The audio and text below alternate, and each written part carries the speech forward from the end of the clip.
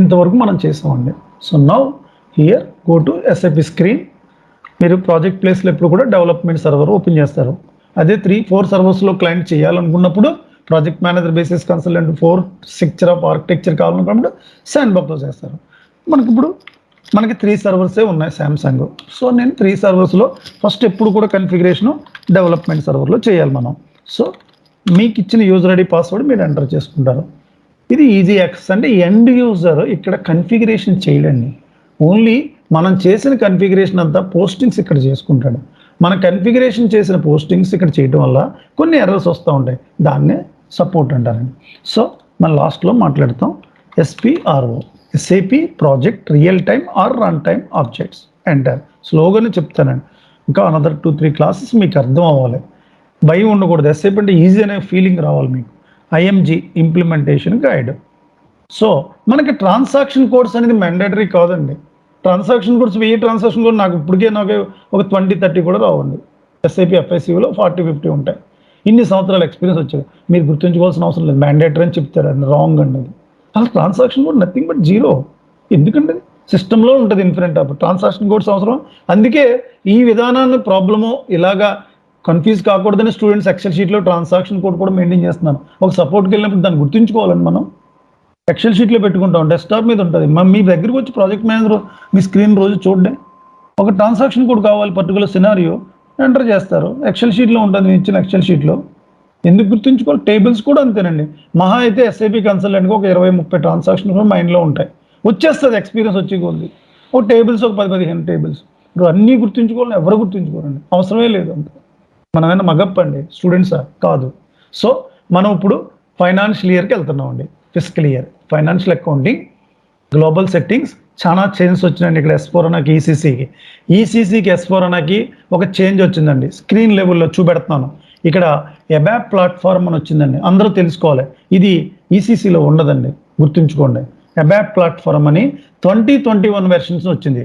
So మన దగ్గర అన్ని సర్వర్లు ఉంటాయి కాబట్టి 2020 సర్వర్ని కూడా చూపెడుతున్నాను. ఇది యూఎస్ సర్వర్ అండి. ఇది ఒక సపోర్ట్ ప్రాజెక్ట్లో సర్వర్ ఇది.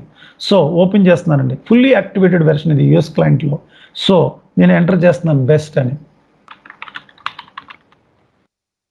ఇక్కడ సేమ్ మీలాగే ఎస్పిఆర్ఓలోకి వెళ్తున్నానండి. ఒక ఇంపార్టెంట్ పాయింట్ రిమూవ్ చేస్తాడు 2020కి 21కి. ఏంటండి ఇక్కడ చూడండి, ఎస్ఏపి నెట్ వేవర్ 2020. ఎందుకు చెప్తున్నా అంటే ఇన్ కేస్ మీకు ఆపర్చునిటీ సపోర్ట్లో వచ్చింది అనుకోండి, 2021 వెర్షన్, 20 వెర్షన్లో మీకు సపోర్ట్లో రావచ్చు. మేబీ మీ కంపెనీస్ ఇంప్లిమెంటేషన్ 20లోనే చేయొచ్చు. అప్పుడు ఇక్కడ నెట్ వేవర్ అనేది కనపడుతుందండి. ఈ నెట్ వేవర్ అనే దాన్ని తీసేసి ఎబాప్ ప్లాట్ఫామ్ అని పెట్టండి. ఎందుకంటే మోర్ క్లౌడ్తో కనెక్ట్ అవుతుందండి. మోస్ట్లీ ఇది ఇప్పుడు కూడా క్లౌడ్తో కనెక్ట్ అవుతుంది 20, బట్ అయితే ఇంకా వెళ్ళి కొద్ది స్క్రీన్ లెవెల్స్ మార్చుకుంటూ రావడం వల్ల ఈ నెట్ వేవర్ అనే దాన్ని తీసేసి దీన్ని రీప్లేస్ చేసి ఎబాప్. ఇక్కడ చూడండి, ఇది 2020 హనా 2020 version.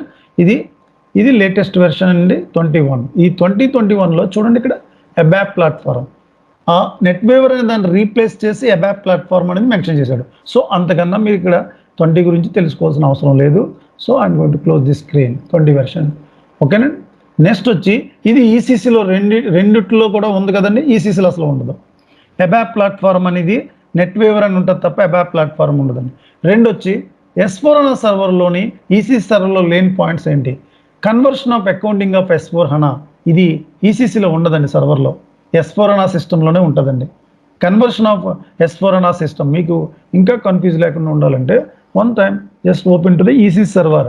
So we have some user ID password. మీకు ఈసీసీ సర్వర్ కూడా ఇచ్చేయను, చెక్ చేసుకుంటూ ఉండాలండి. ఈసీసీకి S4 HANAకి చేంజ్ నేను ఆల్రెడీ మెన్షన్ చేస్తాను. సర్వర్లో చేంజెస్ వచ్చినాయని అంటే మీకు మేబీ అనదర్ 3 years సపోర్ట్లో రావచ్చు ఎఫ్ఐసిఓలో. సో అప్పుడు ప్రాబ్లం మీరు ఎప్పుడూ ఫేస్ చేయకూడదు.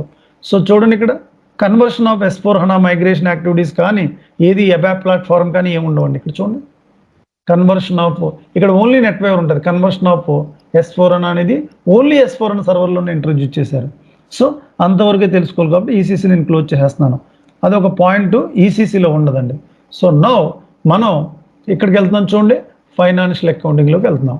తర్వాత ఫైనాన్షియల్ గ్లోబల్ సెట్టింగ్స్ ఈ బటన్ క్లిక్ చేయాలండి. ఎడిషనల్ ఇన్ఫర్మేషన్ డిస్ప్లేకి IMG activity. So now lectures ఈ బటన్ క్లిక్ చేసాక fiscal year variant, maintain fiscal year variant చూడండి. ఎస్ఐపిలో స్టాండర్డ్ ప్రొవైడ్ చేసింది, V3 ఉంటుంది చూడండి ఇక్కడ V3 April to March 12 months అంటే April to March 4 special periods 16 periods చూడండి ఇక్కడ ఇది K4 క్యాలెండర్ ఇయర్ 12 + 4 ఇక్కడ జూన్ టు జూలై ఉంటుంది చూడండి S6 అని చాలా మంది జూన్ టు జూలై S6 అని జూన్ టు జూలై ఉంటుందండి N6 చాలా మంది క్రియేట్ చేశారు స్టాండర్డ్ అంటే లేదు మన S6 సాధారణంగా ఉంటుంది ఇక్కడ జూన్ టు జూలై అనేది 1 సెకండ్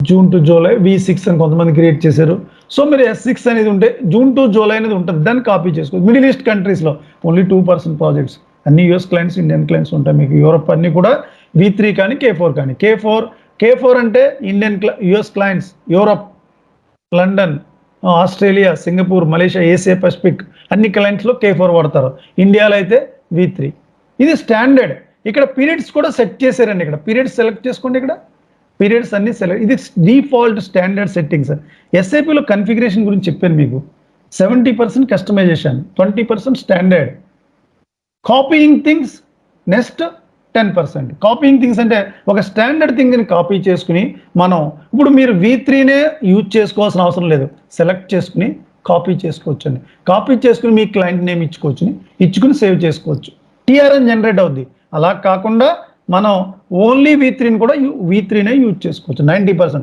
మీకు V3ని అలా పక్కన పెట్టి అదే సెలెక్ట్ చేసుకుని V3ని కాపీ చేసుకుని నేమ్ మార్చుకుని సేవ్ చేసుకోవచ్చు అదే ఫిస్కల్ ఇయర్ మీరు యూజ్ చేసుకోవచ్చు అంటే V3ని యూజ్ చేసుకున్నట్టే బట్ V3ని ముట్టుకోకుండా మీరు వేరే క్లయింట్ నేమ్తో మీరు సేమ్ నేమ్తో క్రియేట్ చేస్తున్నారు సో నేను ఏమి క్రియేట్ చేయను V3 ఇస్ ద స్టాండర్డ్ ఇక్కడ నేను మెన్షన్ చేస్తున్నాను డిఫైన్ ఫిస్కల్ ఇయర్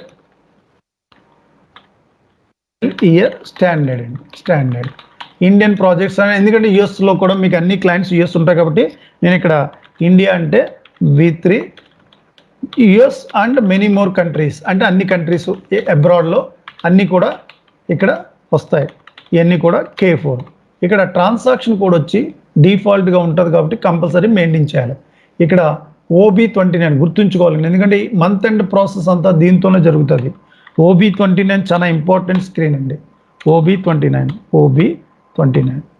సో ECCకి S4 HANAకి నో చేంజ్ ECCకి S4 HANAకి no change maintain fiscal year చూడండి ఇక్కడ assign company code to fiscal year variant ఇప్పుడు మన కంపెనీ కోడ్ ఏంటండి SAM1 పొజిషన్లోకి వెళ్ళండి SAM1 ఇక్కడ మన ఫిస్కల్ ఇయర్ ఏమిస్తారు V3 ఎంటర్ కోడ్ని డిస్క్రిప్షన్ ఆటోమేటిక్గా వచ్చేస్తుంది ఇప్పుడు సేవ్ చేస్తామండి ఇప్పుడు నెక్స్ట్ స్టెప్ ఏంటండి క్రియేట్ ట్రాన్స్పోర్ట్ రిక్వెస్ట్ నెంబర్ ఇక్కడ కింద డౌన్ సైడ్ ఉంటుందండి క్రియేట్ రిక్వెస్ట్ అంటే assign company code to fiscal year variant ఓకేనండి సేవ్ Ctrl+C ఎక్సెల్ షీట్లో మెన్షన్ చేస్తున్నాను Ctrl+V ఇక్కడ Ctrl+C Ctrl+V so transport request number create అయింది క్రియేట్ అయ్యాక బ్యాక్ వస్తున్నానండి ఇక్కడ OB37 అండి అసైన్మెంట్ వచ్చి ECCకి S4 HANAకి ఏమీ చేంజ్ అవ్వలేదండి నో చేంజ్ అని రాసుకోవడం అంటే ఇప్పుడు ఈ ఎక్సెల్ షీట్లో ఒక S4 HANA ప్రాజెక్ట్ చేయడానికి ఉంది ఒక ECC చేయడానికి ఉంది ఒక సపోర్ట్లో ట్రాన్సాక్షన్ కోడ్స్ యూజ్ చేసుకోవచ్చు మీరు ట్రాన్సాక్షన్ కోడ్ గుర్తుంచుకోవాల్సిన అవసరం ఏముందండి మీ ఇన్ ఫ్రంట్ ఆఫ్ ఎక్సెల్ షీట్లో ఉంటే ఎవరు మిమ్మల్ని ఏమి ఇంటర్వ్యూలో ట్రాన్సాక్షన్ కోడ్స్ అన్నీ చెప్పమన్నారండి అది రాంగ్ పాత్ అది జనరల్గా ట్రాన్సాక్షన్ కోడ్స్ గుర్తుంచుకోవాల్సిన అవసరం లేదు కొన్ని అవసరం ఉంటుందండి సో నా ఇప్పుడు మనం ఈ 2 పాయింట్స్ చేసాం నెక్స్ట్ పాయింట్ వచ్చి ఫైనాన్షియల్ అకౌంటింగ్ ఎడిషనల్ ఇన్ఫర్మేషన్ డిస్ప్లేకి IMG activity so financial accounting now general ledger అకౌంటింగ్లో చూడండి తర్వాత master data GL accounts preparations చూడండి ఇక్కడ ఫైనాన్షియల్ అకౌంట్ పాత్ చూసుకోండి financial accounting general ledger accounting GL process చేస్తున్నాం కదా GL క్లిక్ చేయాలి master data related settings and GL account preparations ఇక్కడ చార్ట్ ఆఫ్ అకౌంట్ ఈ స్క్రీన్ వచ్చిందండి ఇప్పుడు ఒక చార్ట్ ఆఫ్ అకౌంట్ మనం క్రియేట్ చేసుకోవాలి గో టు హౌ ఎలా క్రియేట్ చేయాలి go to new entries simple Samsung chart of account